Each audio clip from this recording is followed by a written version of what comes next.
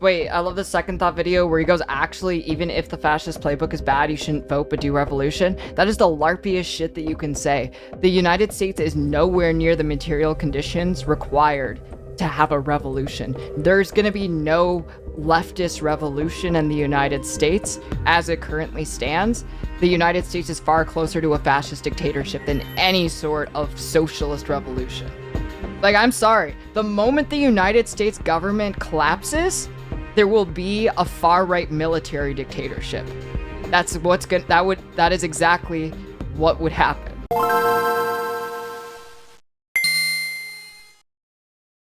Okay, let me go grab something. The new second thought video. Project 2025, the new fascist playbook. Let's see. Interested to see where he goes here. Yeah, why bother making a video about what the fascists are doing when Second Thought would tell his audience that voting is liberal anyway? That was like the biggest red flag in the Ugobnik video, right? That he just said that if you vote, you're a liberal. I was like, sure, let the Republicans win. Let them strip gay and trans people of all their rights. So true, Ugobnik. Thank you so much for giving a shit about minorities. This video's pain. Yeah, and I'm ready for it. Episode is made possible by Henson Shaving.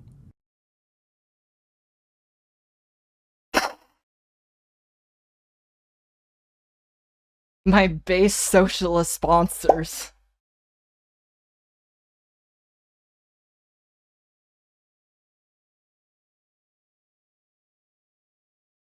Jesus Christ.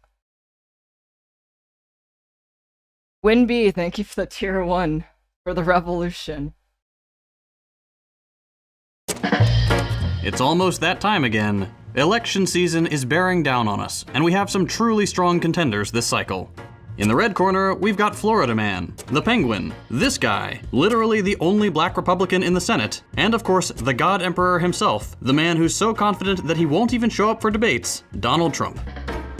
And in the blue corner, we've got Oprah's spiritual advisor, Hassan's uncle, the chairman of a gelato company, and the reigning champion, the man who may or may not remember how he got there, Joe Biden. Yes, it's really shaping up to be a once-in-a-lifetime election season, and as always, a life-and-death struggle for democracy. I can already tell that this video is going to be absolute brain rot. Yeah, also, I can't stand the Cenk slander. Cenk for president. He's my president, no matter what happens. Despite very few differences in Republican and Democratic governance. There is quite a bit of difference between Democrat and Republican governance. Why is it that everyone feels the need to completely erase all of the things that Trump did? There was never a Muslim ban under the Democrats. There was never a huge wave of anti-trans legislation under the Democrats. There was never an insurrection under the Democrats. The only way that you can make this kind of argument is just if you just hate minorities. I will literally stand by that. I will. I know it's an unpopular opinion, but I think it's true. Such terrible, terrible things will happen to the trans community if the Republicans win. Conservatives have been lurching towards fascism for years, with the Democrats not far behind, though historically they've been a little more subtle about it. But recently, the American right has dropped a hot new single, Project 2025. I really want him to define fascism. Before just calling everyone a fascist, he should really lay out what he means by that. I had this conversation with Ryan Beard the other night on stream, but it's just like, if you just throw the label fascism out willy-nilly, when people aren't even clear on what the definition of fascism even is, you get into this position where fascism becomes a meaningless word, and no one takes it seriously as a threat. Also, it is important to mention how privileged this guy is. There's a reason he says shit like this, right? Like, he is a millionaire, white dude millionaire living in Texas. That is the only way that his positions could make sense. Like, are you all familiar with the channel Grand Theft Auto? So this is a channel between Second Thought and Real Life Lore, where Second Thought reviews luxury cars. Tesla Model 3? Best reasonably priced EV? Well, that's like the stereotype of BMW drivers, is that they're jerks. Yeah. The stereotype of Tesla drivers are that, I don't know, what is the stereotype of Tesla drivers? They eat quinoa They're and wear hippies. non-prescription glasses? There's our boy right there. I don't know. Yeah, they're hipsters. What even is quinoa? My parents pronounced it quinoa. That is wrong. The first Now, like, look, I'm not saying, like, you can't be a socialist and have money, but I think that you need to always take into account how that position, the position of privilege that you hold in society, affects how you view the struggles of other people. And it's very easy for him to throw minorities under the bus while he's in such a wealthy position. I could go over this whole channel, but, you know, lots and lots and lots of car reviews, all luxury cars. Let's just go back to the actual video and focus on what he's saying. I just think it's important to point out how incredibly privileged he is and how that affects his political position. 2, the personnel database, which has been described as the conservative LinkedIn, as if LinkedIn wasn't cringe enough already. This will be a repository for conservative resumes from people across all sectors and from all walks of life, to be selected as needed to staff positions in every level of government, at both the federal and state level. 3, Wow, okay, we made it to the point in the stream where my camera taps out. There we go. We're at 2 fans now, twice the power. That's all I have, I only have 2. training. They've got a new online institute, basically PragerU, but for people who like to wear poorly tailored suits and fantasize about rolling back environmental regulations. This training program will create willing and able soldiers to serve on the front lines in the war on the woke cabal of the deep state. And finally, 4, the 180-day playbook, a step-by-step guide. See, like, even his use of the term deep state is it's very easy to tell how much... Oh, camera dead. All right, Claire, when you edit this video, I don't know, just put something funny to indicate I had to become the Wiggle tuber. Where is my Wiggler? Where did my all my Wiggles gone? Sad? Swear to God, this happens. Wait.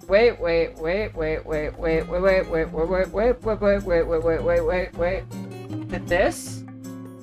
No? Why do I have that as an image on my computer? That is so confusing to me. Okay, wait a sec. There. Okay. That one. Yes. All right. Now we're cooking. Okay. Turn the camera off. Rest of the video. Doopadoo. Oh no. Okay. We're back. Everything's working again. All right. We're fixed. Guide for the new conservative emperor to systematically implement the policies listed in the manifesto. Think IKEA assembly instructions, but for fascism. These 4 pillars are the key components of the project, and taken together, they offer a pretty comprehensive vision for the dystopian future the right hopes to usher in. It's all pretty alarming. But where exactly does this come from? This should be your first indication that maybe the people who loudly proclaim their faith aren't really all that Christian, and they're just using it to win brownie points among their religious conservative audience. There's actually Yep. That's true. That's fucking true, dude. That's true. a lot of overlap here with the topic of our last video on Christian nationalism. Okay, with the brains behind the project out of the way, let's get into the nitty-gritty. What exactly do these people want? What's their end goal? Well, there are 4 main priorities. In their words, they want to 1. Restore the family as the centerpiece of American life and protect our children. 2. Dismantle the administrative state and return self-governance to the American people. With the video so far, I agree with him on everything that he's saying, that the conservatives are bad. What's going to be interesting about this video is the conclusion that he arrives to and what he tells people to do as a response to this. 3. Defend our nation's sovereignty, borders, and bounty against global threats. And 4. Secure our God-given individual rights to live freely. What our Constitution calls the blessings of liberty. A lot of this project centers around gutting what's called the administrative state. This is stuff like the EPA, FEMA, HUD, the Fed, stuff like that. the humdrum logistical stuff that nonetheless often plays an important role. Conservatives don't really like rules in general, especially rules that protect the environment or poor people, so these agencies need to go. It's not good enough that the president can appoint the heads of these admin agencies, for example, Trump appointing a fossil fuel executive to head the EPA. No, conservatives want complete power over everyone in these agencies. Because right now, the subject matter experts at, say, the EPA are not beholden to politics. They just come to work and try to figure out how to protect snails or something. Much of the argument here centers around whether these agencies are constitutional. Conservatives like to claim that since the Constitution didn't explicitly say federal agencies like these were part of their master plan, they're government overreach and should be dismantled. Historically, federal courts have disagreed with this assessment, so until now, we can rest assured that our milk has been pasteurized and our water isn't contaminated with lead. But here's the thing with the whole Constitution. Okay, hold on. I want to see if my camera works now. Live Kupal React. Ugh. We back? Oh yeah, we're so back. Let's go. Argument. Who cares? Most countries around the world scrap their constitutions entirely when the people decide they're no longer relevant or they need to be overhauled. Only the United States has this weird reverence for the Constitution and the Founding Fathers. Part of that is due to the relatively short history of the country. The US has only really existed for a couple hundred years. When you look around the world and see some of your peer nations have a couple thousand years of history, you might feel the need to mythologize your past just a little bit to make your nation seem special. The Founding Fathers have been elevated to God. I wonder which countries he's talking about. I actually struggle to think of many countries that have a successive line in governance that goes for more than a couple hundred years. I definitely think that the insistence on constitutionalism in the United States is, like, the People's Republic of China is a break from the old governance system in China and has only existed since, like, 1949. I guess England, I guess the UK, yeah, that would be true. Godlike status, especially among conservatives. But the truth is, they were a bunch of frat boys. Okay, not all of them. Ben Franklin was 70 and Washington was 44. But a lot of them, dear viewer, are younger than you are right now. Alexander Hamilton, the one with the annoying fan club, he was 21. Okay, I want to go 1.5. I need him to get to the point. And he wasn't even the youngest. Anyway, the point is, when you look at historical events without the rose tint of mythology, you see a bunch of normal people just kind of making it up as they go along. That little tangent aside, let's get back to the goals of Project 2025. We talked about the boring stuff, wanting to gut the administrative state, but what else is in there? It's 920 pages after all, they've got to have some other ideas. Well, a lot of it is what you might expect. As Trump stated on numerous occasions, they want to kick the cultural Marxists out of the Department of Education, demolish the deep state, and combat woke ideology at all levels of government. They plan to do this by making extensive use of Schedule F, a piece of legislation established at the federal level by Trump, which allows the president to fire federal government officials at will, presumably for not sufficiently bending the knee. The project calls for an executive branch with essentially unchecked power, making the president basically unaccountable to Congress. They want to dismantle the liberal system to build one more favorable to conservatives. That means scrapping environmental protections, moving away from globalism, punishing corporations for DEI language, which is funny because it sounds like they actually think these corporations genuinely believe their DEI statements. Interesting. I wonder how he's going to suggest to everyone to push back against this. They want to escalate tensions with China by ending economic engagement entirely, crack down on immigration, criminalize LGBT expression. They claim that any talk of gender identity, and so on is pornography and should be banned, and has no First Amendment protections. They want to scrap labor discrimination policies, quote, maintain a biblically based, social science reinforced definition of family, meaning scrap protections for same-sex marriage, and plan to, quote, secure our God-given individual rights to live freely, unless of course you're one of the aforementioned groups they intend to criminalize out of existence. In that vein, to touch— He supports multiple countries that are against same-sex marriage. He supports countries that also are incredibly homophobic and transphobic. It's weird. It's very cynical the way that he'll weaponize this stuff for his audience, despite the fact that that's not what he believes. He doesn't care. Very briefly on their views on pornography, if you read the text, they basically just mean any discussion of gender, abortion, or any identity other than straight and cisgender. They want all instances of this kind of language stripped from society. While it's a little cliche to compare the conservatives to Nazis, you know what books were the first to be burned? Which institutions were the first to be shuttered? Books on gender and sexuality, and institutions that studied these topics. But okay, we know elected conservatives are like one step removed from outright fascism at this point. But how are they justifying this? Yes, we all know they just forced this stuff through if they could. But at least for now, they still have to play by the rules of Western liberalism. So the key to their plan is to lean on unitary executive theory, which dates back to the devil himself, Ronald Reagan. In a nutshell, this political theory suggests that maybe having three separate but equal branches of government isn't a good idea, and that instead, the executive branch should dominate the relationship. Reagan's team came up with this notion to help facilitate deregulation, and it kind of just— Wait, there's a Twitch raid? Nico Suris? I don't know if we've ever talked before, but thank you so much for the raid. Suris is cool? Okay, cool, chill. Nice. Hey, and Nico, you want to be a part of my Catboy Ranch?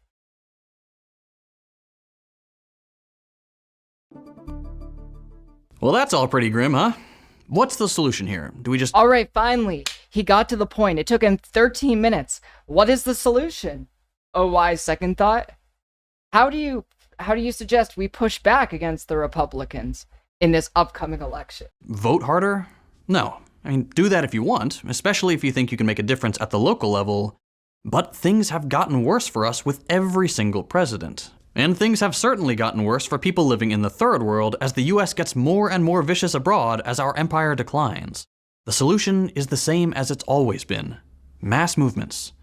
Join an organization. Unionize your workplace. Okay, so he has no solution. There you go. Absolutely dog brain take. Just, why would you just say voting doesn't matter?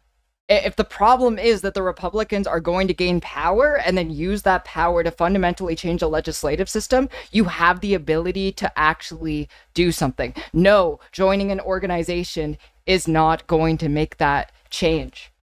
It takes like 20 minutes to vote. Learn to defend yourself and your community from fascist vigilante violence. Keep yourself safe online, learn your rights, educate yourself and those around you. No, so second thought is an accelerationist. Okay? So what an accelerationist is someone who wants the material conditions to get significantly worse in order to bring about a situation where a revolution is actually possible to happen. And the only times that revolutions happen is when you are in a constant state of turmoil, when there is violence in every facet of life. We don't want that to happen. So many innocent people will die. And he would be completely fine because he's a millionaire. It doesn't affect him. He's literally a LARPer. Things like Project 2025 don't happen in a vacuum. There is an economic base to these developments. The US is losing ground on the world stage, and will soon be superseded by China as the dominant economic power. Domestically, the average worker is worse off now than in living memory. We can't afford the skyrocketing cost of housing, food, healthcare, utilities. Everything is going up, except wages. We have no mandated paid sick leave or parental leave. We have no benefits, no labor protections, no chance for advancement as more and more companies move to the gig model of employment. These are structural problems caused by the very nature of capitalism. Run the simulation 1,000 times and we'll end up right here every single time. The race for endlessly increasing profits results in monopoly, overaccumulation, a falling rate of profit, economic desperation among the masses, and like, he's not... Oh my god, this fucking guy. A lot of what he's saying is factually correct. Like, decade by decade, workers aren't doing as good. Wages aren't going up. The cost of living is rising. Absolutely. The solutions that he has are not actual solutions. The divide between the wealthy and the poor in China is getting worse every single year. People are struggling in Vietnam. People are struggling in all of the quote-unquote socialist countries because they are also under the same global capitalist system, and they are also capitalist economies. They don't have solutions. And what he's suggesting is not a solution. Join an org is basically the thoughts and prayers of the left. It is not an actual solution. It is a nice saying, but it doesn't actually change the material conditions that we live in. And if you want the Republicans to not be able to implement the strategies of Project 2025, you need to make sure the Republicans don't win. It will take you 20 minutes to vote. You don't have to like the Democrats to hate the Republicans, to realize that so many people, especially marginalized people, are going to struggle so much if the Republicans get what they want. Join an org like the Dem Party? That's not what he means. When he's saying join an org, he's talking about like the Party for Socialism and Liberation, CPUSA, any of like the tanky orgs. That's what he's saying. Like, you go to his Twitter account, I'm not joking you. If you go to Second Thought's Twitter account, he is literally following like a Marxist-Leninist reading account that is like 1/3 Stalin quotes. I'm not joking. and a surge of reaction that carries fascism to the very top. You want a different result? Break the machine that powers these societal evils. If capitalism is allowed to survive, we will not. If you enjoyed this video, consider... I love when the fucking millionaire... I love when white cis dude millionaires from Texas tell me how to fight for the liberation of my community. I love when they provide absolutely no solutions while being incredibly fucking smug about it. And... camera dead. Again. You know what? That was a good cut. That was a good ending to the segment anyway, so just in time.